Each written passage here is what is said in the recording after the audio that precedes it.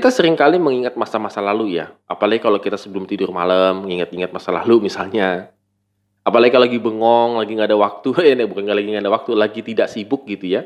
Kita seringkali mengingat-mengingat masa lalu. Tapi pertanyaannya adalah kita seringkali juga mengingat masa lalu pada bagian-bagian yang nggak enaknya atau bagian-bagian yang penyesalannya.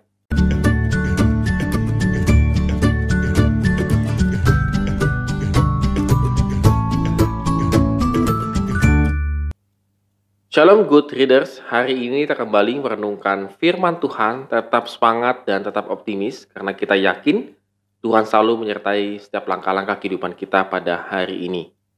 Dan hari ini kita akan membahas dari 2 Tauri pasal 5 ayat 1 sampai dengan yang ke-14. Tetap semangat juga untuk membaca firman Tuhan. Kita melihat pada bagian ini, tabut Allah akhirnya dipindahkan ke bait Allah. Dari sekian tempat-tempat yang sudah ada, maka tabut Allah dipindahkan ke bait Allah. Dan ada satu proses persiapannya yang sangat luar biasa menurut saya sih ya. Sangat luar biasa ribetnya gitu ya. Yang pertama, proses pengangkatan. Itu memerlukan dukungan banyak orang seperti para tua-tua Israel dan semua kepala suku, para pemimpin puak orang Israel.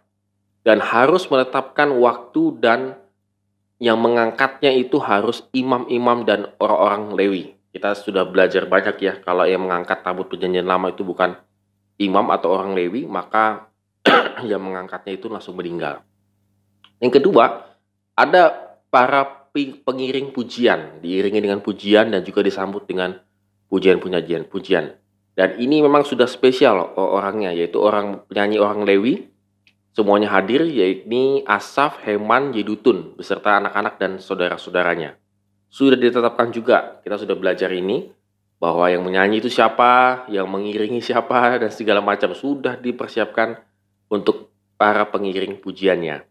Dan yang ketiga adalah nyanyian mereka menekankan, sebab ia baik bahwasannya untuk selama-lamanya kasih setianya. Jadi mereka tuh mengingat ketika Taurat ini diberikan, ketika mereka dibebaskan dari bangsa Mesir, lalu perjalanan yang sangat panjang, lalu kemudian bisa ke tanah Kanaan dan akhirnya memiliki bait Allah. Itu adalah sebuah kalimat disimpulkan dengan satu kalimat. Sebab ia baik bahwasanya untuk selama-lamanya kasih setianya. Allah adalah Allah yang baik dan dia Allah yang setia dalam perjanjiannya bagi bangsa Israel. Dan sudah terbukti pada waktu itu, tabut perjanjian Allah dimasukkan ke dalam bait Allah. Dan yang keempat adalah kalau kita bisa lihat di sini, kehadiran Tuhan itu dipertegas bahwa ia tinggal di dalam bait suci tersebut dengan cara memenuhi bangunan itu dengan Shekinah. Bahasa Ibrani Shekinah artinya asap kemuliaan Allah. Jadi kehadiran Tuhan itu benar-benar nyata dalam bentuk satu manifestasi Tuhan itu hadir dalam bait Allah itu sendiri. Ya tentunya dia hadir di mana-mana, saudara sekalian, jangan berpikir hanya hadir di bait Allah, tetapi itu sebuah tanda bahwa dia benar-benar hadir dengan pengangkatan perjanjian, tabut perjanjian itu, maka Tuhan itu hadir di dalam bait Allah. Ya kalau kita boleh renungkan pasal ini atau bagian ini dalam kehidupan kita sehari-hari, kita seringkali mengingat masa-masa lalu ya, apalagi kalau kita sebelum tidur malam mengingat-ingat masa lalu misalnya. Apalagi kalau lagi bengong, lagi nggak ada waktu, bukan nggak lagi nggak ada waktu, lagi tidak sibuk gitu ya. Kita seringkali mengingat masa lalu. Tapi pertanyaannya adalah kita seringkali juga mengingat masa lalu pada bagian-bagian yang nggak enaknya atau bagian-bagian yang penyesalannya. Seandainya begini, seandainya begitu. Seandainya begini dan seandainya begitu. Dan itu tidak akan memberikan satu solusi yang pasti dalam kehidupan kita pada masa kini. Tetapi kita seringkali asik ya dengan masa lalu. Manusia itu memang lebih senang itu mengingat-ingat masa lalu begitu ya. Jadi sehingga lebih kayak nostalgianya lebih dapat begitu ya.